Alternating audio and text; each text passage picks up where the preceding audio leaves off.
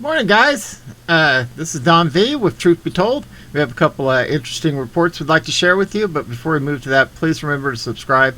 80% of the people who watch my videos are not subscribers. It's completely free, and I don't make a dime from it. I'm just trying to grow the channel and get the message out.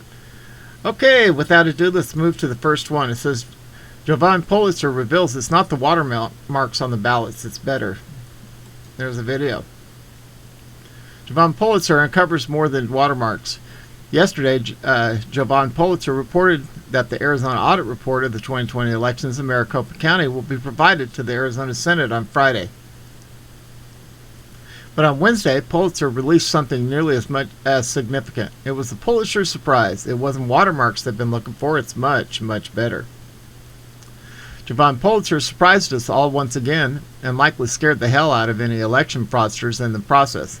In a video he released Wednesday on Twitter, Jovan explained that identifying markings are in fact on the ballots and are exactly what they were looking for during the audit. He explained it wasn't bamboo paper as the audit detractors claimed, and it wasn't secret watermarks either.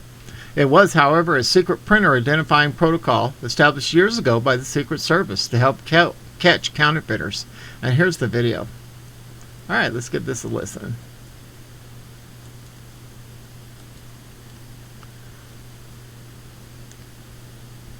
Let me show you what the media doesn't want you to know. Take a look at this, folks. The legal ballots are encoded. Here it is. Watch it for your own eyes. Let me know that you can see this. So what you're seeing there, those are the codings in the ballots. You're looking at it right there. See those little dots? These are what our systems do. This is why you have to look at the physical event, because these are below your eye frequency level. The media would have swore to you it was not there. They would have told you bullcrap looking for bamboo. It was never about looking for bamboo. They play on your mind and they play tricks and jokes with you. Do you know why? Because they think you're all a bunch of cabbage heads. They think you have cabbage for brains. And they want you to believe the junk. The junk. Interesting. Says the matrix decodes the placement of the markings and reveals the precise identity of the printer by serial number along with the exact date and time the document was printed. And they look like little green dots here. You see those? This goes to show that there is more than just bean counting involved in forensic audit, and examples of the printed microdots. And it shows them how they work out to equal the numbers. Jovan Pulitzer has proved to be an invaluable asset, an amazing patriot in the fight for election integrity and truth. Yes, he has. Almost forgot, guys. Got to say, there's a lot of alleged information there.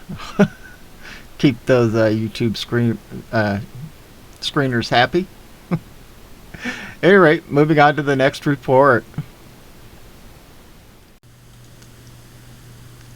All right, on the red state, it says one incoherent defensive answer by Joe Biden to George Stephanopoulos has people talking. Clips of Flashbang angrily defending himself to the ABC News George Stephanopoulos regarding the crisis in Afghanistan have already begun to make the rounds. Nothing in them says anything good about the current, and I disagree with that statement right there.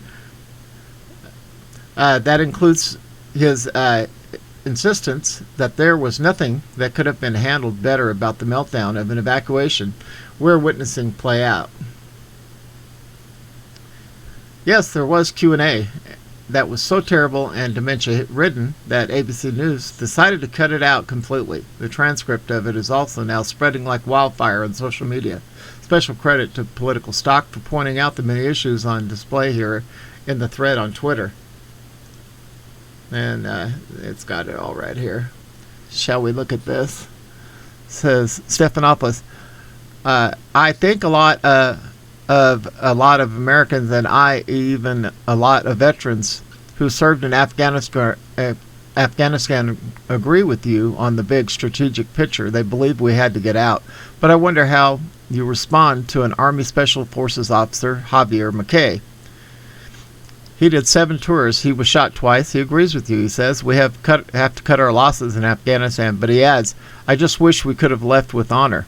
Biden, look, That's like akin to my deceased son, Bo, who spent 6 months in Kosovo and a year in Iraq as a Navy captain and then major.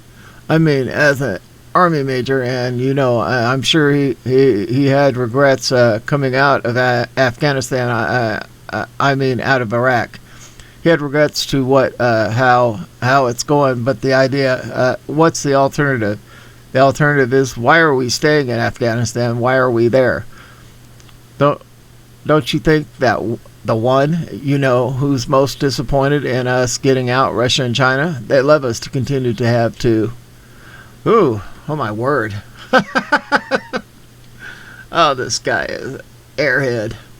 There's so much wrong here or there that you almost have to go word by word by analyzing it, or you might miss some bit of incoherence. The setup is Stephanopoulos asking about a soldier who served 7 combat tours and was shot twice for accuracy's sake. Some of the tours may have been in Iraq, with that soldier's assertion being that we didn't leave Iraq with honor.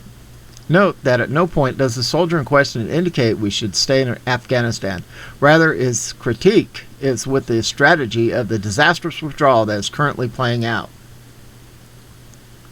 Yet Biden apparently didn't even comprehend that he was being asked by Stephanopoulos. Instead of speaking to the strategic failures at hand, the president brings up his deceased son, Bo, and things just go downhill from there.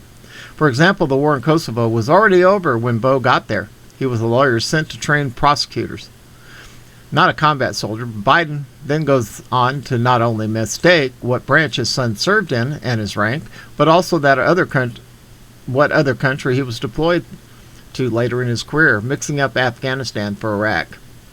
At Political Stock also notes that Biden's mention of Bo having regrets and nonsensical. We still have troops in Iraq to this day, but there were a lot more of them there when Bo was still alive. So what withdrawal would Biden's son have felt regrets about at that time? The answer to that question obviously can't be Afghanistan either. After stammering a bit about what alternatives we had, Biden then says the alternative is why we are staying in Afghanistan. That doesn't even make sense on a grammatical level, much less on a logical one. I suppose he meant to say the question is instead of alternative. That's the best I can come up with. Lastly, we see the president jump off the rails into mention of China and Russia. He was likely trying to repeat the ridiculous line that those countries wanted us to stay in Afghanistan. Yet Biden just stops mid-thought and doesn't even get there. The entire exchange is just incredibly bizarre, and you can see exactly why ABC News canned it. Hopefully the video will make its way out eventually, because it's important that American people see exactly who is... I'm not saying that right now, because he's not mine. He's not mine. Didn't vote for him. I don't know anybody who did. All right. This is a follow-up on yesterday's report about what was going on in D.C. It says, no bomb, but disturbing materials found in truck outside of the Library of Congress. The D.C. police report that no bomb was found in a pickup truck that was the focus of an active bomb threat investigation Thursday outside the Library of Congress. Thursday morning, shortly after 9:15, police said the man driving a black pickup truck drove onto the sidewalk in front of the Library of Congress, claiming to have a bomb and holding what appeared to be a detonator in his hand. The incident spurred an active bomb threat investigation, and surrounding buildings and residential areas were either evacuated or put in lockdown from yesterday's story. According to law enforcement officials, investigators reached the scene to determine whether the device was operable explosive. The officials were not authorized to speak publicly about the situation and spoke on the condition of anonymity, AP reported. Police sent negotiators to the truck where the man was in possession of possible explosives near the Library of Congress at Capitol Hill. Multiple federal buildings of the United States Supreme Court have been evacuated because of the suspected security threat near the Library of Congress. Metropolitan Police Department Special Operations with heavy arms and gas masks are on the scene to help the U.S. Capitol Police. Several buildings and neighborhoods had to be evacuated or placed on lockdown as police investigated the threat. The Jefferson Building evacuated, Madison Building shelter in place. Possible explosive device in a pickup truck, public told to avoid the area from Thursday. The hours-long standoff ended Thursday afternoon when police say the suspect, who had been identified as 49-year-old Floyd Ray Roseberry of Grover, North Carolina, surrendered without incident. WTOP News, according to Capitol Police, bomb-making material was found inside the truck, but there was no bomb. Upon their initial search of the truck, some concerning items, including a propane tank, were discovered. Police have not mentioned what else, if anything, was found in the truck. U.S. Capitol Police Chief J. Thomas Manger said police negotiated with Rosenberry during the standoff, including trading messages with the man via whiteboard. Police also sent a robot to deliver a phone to Rosenberry to communicate, but Manger said the man wouldn't use it. Shortly after police delivered the phone, Roseberry exited the truck and surrendered. Manger said, "As far as we could tell, it was just his decision to surrender at that point," Manger told the reporters. I don't know what all that is about. Says McConnell, 43 GOP senators asked Garland to make Durham's Russian probe report public upon completion. Attorney General Merrick Garland must pledge to publicly release the full report to allow Special Counsel Durham to continue his investigation uninhibited past September 2021, says Blackburn. Senate Minority Leader Mitch McConnell, Rhino, and 43 Republican senators, including Senator Marsha Blackburn of Tennessee and Senator Rick Scott of Florida, asked Attorney General Merrick Garland on Thursday for an update on the status of Special Counsel John Durham's investigation into the Crossfire hurricane probe and requested that he make the report public when it's complete. Attorney General Merrick Garland must pledge to publicly release the full report and allow Special Counsel Durham to investigate his investigation uninhibited past September of 2021. Blackburn, one of the senators who signed the letter, said in a statement, "We are over 2 years in the investigation of how the Obama-Biden FBI spied on an incoming prez, and we still don't have any answers. America's national security apparatus was weaponized to take down President Trump, and the American people deserve to know how this occurred." Durham was appointed by former U.S. Attorney General Bill Barr to investigate the origins of the FBI probe into potential collusion between Trump campaign and Russia. Mr. Durham was later elevated to special counsel in October 2020 so he could continue his work with greater investigatory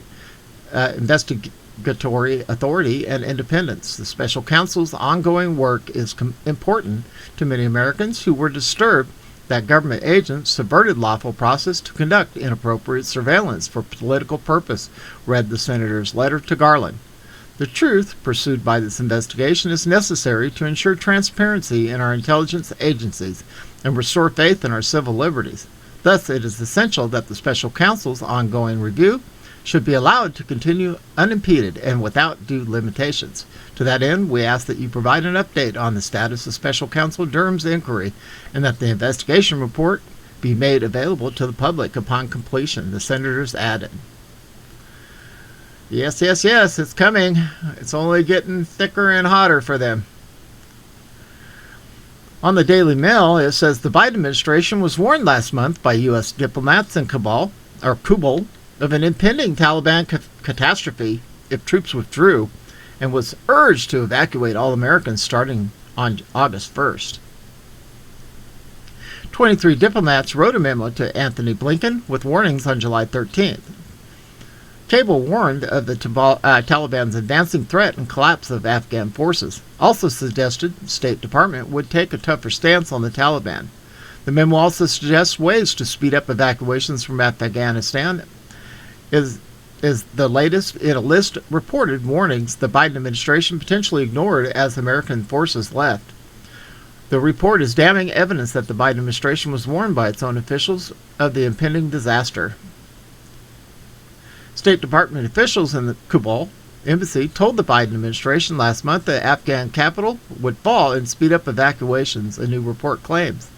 A dozen diplomats sent a confidential memo in a dissent channel to Secretary of State Anthony Blinken on July 13th that the Taliban was rapidly gaining ground and the city was vulnerable to collapse, the Wall Street Journal reported.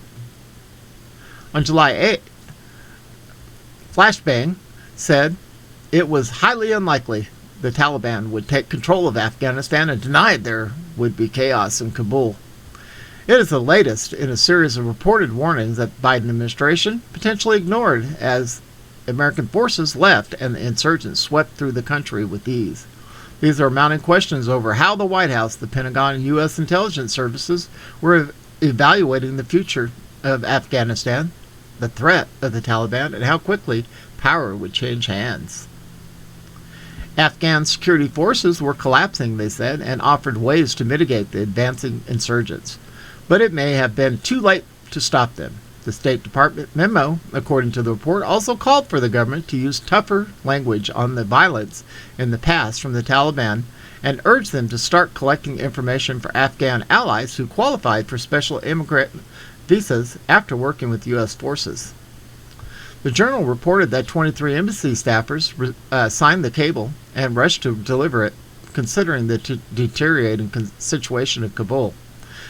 Blinken reviewed the cable. A personal familiar with it told the paper. State Department spokesman Ned Prince told the Journal he's made clear that he welcomes and encourages use of the dissent channel and is committed to its revitalization. We value constructive internal dissent. The memo urged the administration to start flights evacuating people out of the country no later than August 1st. A former CIA counterterrorism chief also advised the president's campaign Kabul would crumble within days with the depleted American presence. But in an interview released on Thursday morning, Flashbang claimed that he was never told that such a rapid collapse was possible. Liar, liar. But in an interview released on Thursday morning, Biden claimed that he... Okay, I'm repeating the same thing, sorry. And a day earlier, General Mark Milley, traitor, chairman of the Joint Chiefs of Staff, said he never saw any intelligence warning that the Afghan government would fall so quickly. Liar, liar, liar. There was nothing that I or anyone else saw that indicated collapse of this army and this government in 11 days, Milley said. Liar, liar. Their claims were disputed in a detailed account describing the state of understanding at the CIA written by Douglas London, the agency's former counterterrorism chief for South and Southwest Asia, which offered a very different assessment.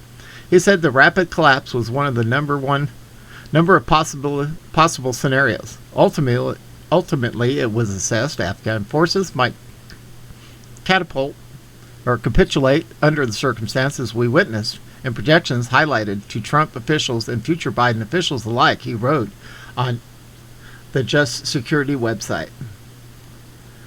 Interesting. Dirtbag, dirtbag, dirtbag. That's all I can say. We have the Biden effect. Taliban fighters in suicide vest march, and Zubal carrying U.S.-made weapons. Military commander in Kabul shows off fleet of U.S. Humvees. This just makes me ill. Taliban suicide bombers marched during its military parade at Zubal, Afghanistan today. The bombers showed off their U.S.-made weapons. Suicide bombers are also considered the special forces of the Taliban.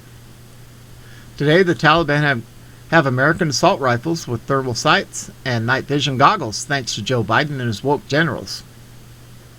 You guys want to watch this?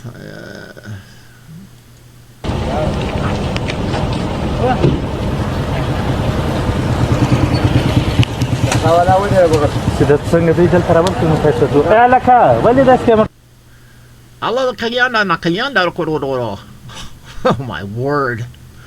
In Kabul, a Taliban commander showed off a fleet of U.S. Humvees captured by the Taliban or left behind by the U.S. generals.